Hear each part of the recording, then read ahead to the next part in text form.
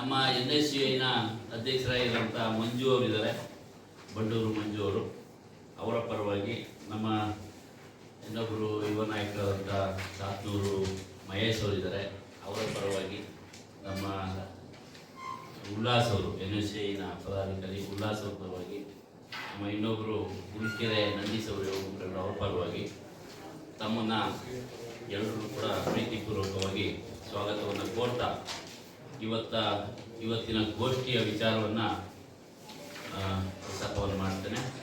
ಈಗ ನಮ್ಮ ಒಂದು ಆತ್ಮವಿಶ್ವಾಸ ಏನಿದೆ ಅಂತ ಹೇಳಿದ್ರೆ, ಬರುವ 2028ರ ಚುನಾವಣೆಯಲ್ಲಿ ನಮ್ಮ ಕಾಂಗ್ರೆಸ್ ಸರ್ಕಾರ ಮತ್ತೆ ಬರುತ್ತೆ.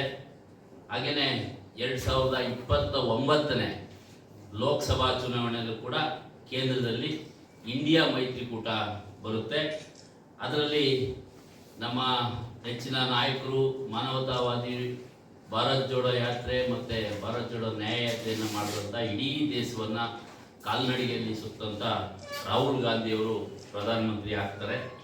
ಈ ಮೇಲ್ಕಂಡ ಎಲ್ಲ ವಿಚಾರಕ್ಕೆ ಸಂಬಂಧಪಟ್ಟಂತೆ 150ಕ್ಕೂ ಹೆಚ್ಚು ಸ್ಥಾನಗಳನ್ನು ನಾವು ಪಡೆದು ಬರುವ ಚುನಾವಣೆಯಲ್ಲಿ ಸರ್ಕಾರ ನಮ್ಮದೇ ಕಾಂಗ್ರೆಸ್ ಸರ್ಕಾರ ಬರುತ್ತೆ. ಇಲ್ಲಿ ಕೆಲವರು ಜನತಾದಳದವರು ಮತ್ತು ಕಾಂಗ್ರೆಸ್ ಪಕ್ಷದವರು ಗ್ಯಾರಂಟಿ ಯೋಜನೆಯನ್ನು ತಂದು ಇವರು ರಾಜ್ಯ ದಿವಾಳಿ ಆಗುತ್ತೆ, ಇವರು ನಿಲ್ಲಿಸ್ಬಿಡ್ತಾರೆ, ಒಂದು ವರ್ಷನೂ ಕೂಡ ಮಾಡಲಿಕ್ಕಾಗಲ್ಲ, 6 ತಿಂಗಳು ಮಾಡೋಕ್ಕಾಗಲ್ಲ, ಅದು ಇದು ಅಂತ ಕೆಲವರೆಲ್ಲ ವಿರೋಧ ಪಕ್ಷದವರು ಮಾತಾಡ್ತಿದ್ರು. ಅದಕ್ಕೆ ನಮ್ಮ ಜನಪ್ರಿಯ ನೆಚ್ಚಿನ ನಾಯಕರಾಗಿರುವಂಥ ಬಡವರ ಬಂಧು ಆಗಿರುವಂಥ ಸಿದ್ದರಾಮಯ್ಯ ಸಾಹೇಬರು ಘಂಟಾಘೋಷವಾಗಿ ಘೋಷಣೆಯನ್ನು ಮಾಡಿದ್ದಾರೆ. ನಾವು ಯಾವುದೇ ಕಾರಣಕ್ಕೂ ಗ್ಯಾರಂಟಿ ಯೋಜನೆಗಳನ್ನು ನಿಲ್ಲಿಸೋಕ್ಕೆ ಸಾಧ್ಯ ಇಲ್ಲ, ನಿಲ್ಲಿಸೋದಿಲ್ಲ.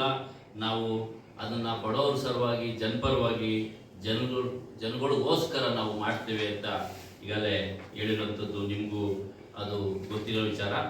ನಾನು ಈ ಮೂಲಕ ನಮ್ಮ ಜಿಲ್ಲೆಯ ಪರವಾಗಿ ಮಾನ್ಯ ಮುಖ್ಯಮಂತ್ರಿಗಳನ್ನು ಅಭಿನಂದಿಸ್ತೀವಿ. ಯಾಕೆ ಅಂತ ಹೇಳಿದ್ರೆ ನಾವೆಲ್ಲರೂ ಕೂಡ ಅಭಿನಂದಿಸ್ತೀವಿ ಈ ಜಿಲ್ಲೆಯ ಜನತೆಯ ಪರವಾಗಿ. ಯಾಕಪ್ಪ ಅಂತ ಹೇಳಿದ್ರೆ ಇತ್ತೀಚೆಗೆ ದೇವನಹಳ್ಳಿ ಬಳಿಯ ಚನ್ನರಾಯಪಟ್ಟಣ ವ್ಯಾಪ್ತಿನಲ್ಲಿ 1777 ಎಕರೆ ಭೂಸ್ವಾಧೀನ ಏನಿತ್ತು ಮಾಡಬೇಕು ಅಂತೇಳಿ, ಅದು BJP ಗೌರ್ಮೆಂಟಲ್ಲೇ ಇದ್ದಂಥದ್ದು. ಅದನ್ನು ನಮ್ಮ ಕಾಂಗ್ರೆಸ್ ನೇತೃತ್ವದ ಸಿದ್ದರಾಮಯ್ಯ ಸಾಹೇಬರ ನೇತೃತ್ವದ ಜನಪರವಾದ ಮುಖ್ಯಮಂತ್ರಿಗಳು ಅನ್ನದಾತರು ಅವರು ಅದನ್ನು ಹಿಂಪಡೆದಿದ್ದಾರೆ. ಹಾಗೆಯೇ ಏನು ಧರ್ಮಸ್ಥಳದಲ್ಲಿ 100 ವಿದ್ಯಾರ್ಥಿಗಳು ಮಹಿಳೆಯರು ನಾಪತ್ತೆ ಆಗಿರುವಂಥದ್ದು, ಕೊಲೆ ಆಗಿರುವಂಥದ್ದು, ಇದನ್ನು ಒಂದು CID ತನಿಖೆಗೂ ಕೂಡ ಅವರು SIT ತನಿಖೆಗೆ ಏನು ಒಳಪಡಿಸಿದ್ದಾರೆ, ಅದನ್ನು ಕೂಡ ನಾವು ಸ್ವಾಗತವನ್ನು ಮಾಡ್ತಾ ಇದ್ದೀವಿ. ಮಾನ್ಯ ಮುಖ್ಯಮಂತ್ರಿಗಳು, ಉಪಮುಖ್ಯಮಂತ್ರಿಗಳು, ಮಂತ್ರಿಮಂಡಲ ಇದಕ್ಕೆ ಎಲ್ಲರೂ ಕೂಡ ನಾವು ಇವರಿಗೆ ಅಭಿನಂದಿಸ್ತೀವಿ. ಮತ್ತು ಈಗ ಆಲ್ರೆಡಿ ನಮ್ಮ ರಾಜ್ಯ ರೈತ ಸಂಘಗಳು, ರೈತ ಸಂಘಟನೆಗಳು, ಕಾರ್ಮಿಕ ಸಂಘಟನೆಗಳು, ಪ್ರಗತಿಪರ ಸಂಘಟನೆಗಳು ಈಗ ಮುಖ್ಯಮಂತ್ರಿಗಳನ್ನು ಅಭಿನಂದಿಸಿರುವಂಥದ್ದು ತಮಗೆಲ್ಲರಿಗೂ ಗೊತ್ತಿರೋ ವಿಚಾರ. ಎಲ್ಲಕ್ಕಿಂತ ಮುಖ್ಯವಾಗಿ ನಾವು ಇವತ್ತಿನ ಮುಖ್ಯ ಪತ್ರಿಕಾಗೋಷ್ಠಿಯ ವಿಚಾರ ವಿದ್ಯಾರ್ಥಿಗಳಿಗೆ ಒಂದು ಸಂತಸದ ಸುದ್ದಿಯಾಗಿದೆ. ಏನಪ್ಪ ಅಂತ ಹೇಳಿದ್ರೆ, ರಾಜ್ಯದ ಶಾಲಾ ಕಾಲೇಜುಗಳಲ್ಲಿ ಸುಮಾರು 30 ವರ್ಷಗಳ ಹಿಂದೆ ಚುನಾವಣೆಗಳನ್ನು ರದ್ದು ಮಾಡಿದರು. ನಾವೆಲ್ಲ ವಿದ್ಯಾರ್ಥಿ ಸಂಘದಲ್ಲಿದ್ದಾಗ ನಾನು ಕೂಡ ಅಲ್ಲಿ ಬಾಯ್ಸ್ ಕಾಲೇಜಿನಲ್ಲಿ ಸೆಕ್ರೆಟರಿ ಆಗಿದ್ದೆ. ನಾಗಣ್ಣ ಕೂಡ ಅಲ್ಲಿ ಗೆದ್ದಿದ್ರು, ಅವರು ಒಬ್ಬರು ಪ್ರತಿನಿಧಿಯಾಗಿ. ಆವಾಗ ಸ್ಟಾಪ್ ಆದಂಥದ್ದು, ಆವಾಗ ರದ್ದಾಗಿದ್ದಂಥದ್ದು 30 ವರ್ಷ, ಸುಮಾರು 30 ವರ್ಷ ಆಯಿತು. ಈಗ ನಮ್ಮ ನಾಯಕರಾದಂಥ ರಾಹುಲ್ ಗಾಂಧಿಯವರ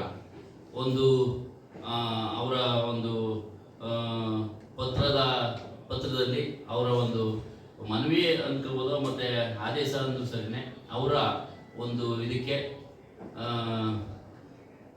ಇವರು ನಮ್ಮ ಮಾನ್ಯ ಮುಖ್ಯಮಂತ್ರಿಗಳು ಕಳೆದ ವಾರ ಡೆಲ್ಲಿನಲ್ಲಿ ಮತ್ತೆ ಶಾಲಾ ಕಾಲೇಜ್ಗೆ ಚುನಾವಣೆ ನಡೀಲಿಕ್ಕೆ ಅವಕಾಶ ಕೊಡ್ತೇವೆ ಅಂತ ಒಂದು ಹೇಳಿದರೆ, ಅವ್ರಿಗೆ ನಾವು ನಮ್ಮ ರಾಹುಲ್ ಗಾಂಧಿ ಅವರಿಗೆ ಮತ್ತು ಸಿದ್ದರಾಮಯ್ಯ ಸಾಹೇಬರಿಗೆ ಅಭಿನಂದಿಸ್ತೀವಿ. ಯಾಕಪ್ಪ ಅಂತ ಹೇಳಿದ್ರೆ, ಇಲ್ಲಿ ವಿದ್ಯಾರ್ಥಿ ನಾಯಕರಾಗಬೇಕು ಅಂದರೆ, ನಾವು ಉದ್ಯಮಿಗಳೇ ಆಗಬೇಕು ಅಂದರೆ, ನಾವು ಸರ್ಕಾರಿ ನೌಕರಿಗಳಿಗೆ ಹೋಗಬೇಕು ಅಂದರೆ ಒಂದು ನಮ್ಮ ರಾಜಕಾರಣಕ್ಕೆ ಬರಬೇಕು ಅಂದರೆ ಅಲ್ಲಿ ವ್ಯಕ್ತಿತ್ವವನ್ನು ಬೆಳೆಸ್ಕೊಳ್ಳಿಕ್ಕೆ, ನಾವು ಪ್ರಭಾವವನ್ನು ಬೆಳೆಸ್ಕೊಳ್ಳಿಕ್ಕೆ ಈಗ ಎಷ್ಟೋ ಯುವಕರುಗಳು, ವಿದ್ಯಾರ್ಥಿಗಳು ತಾವು ನೋಡ್ತಾ ಇದ್ದೀರಿ, ಎಷ್ಟೋ ಆತ್ಮಹತ್ಯೆಗಳು ಭಾಳಷ್ಟು ನಡೀತಾ ಇದ್ದಾವೆ.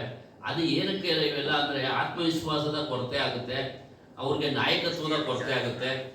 ಇದು ವಿದ್ಯಾರ್ಥಿ ಸಂಘ ಇರಲಾಗಿ ಒಂದು ನಾಯಕತ್ವದ ಬೆಳವಣಿಗೆ ಆಗುತ್ತೆ, ಅವರು ಬೆಳಿಲಿಕ್ಕೆ, ಅವ್ರ ವ್ಯಕ್ತಿತ್ವ ಬೆಳೆಸ್ಕೊಳ್ಳಿಕ್ಕೆ ಇದು ಅವಕಾಶ ಆಗುತ್ತೆ.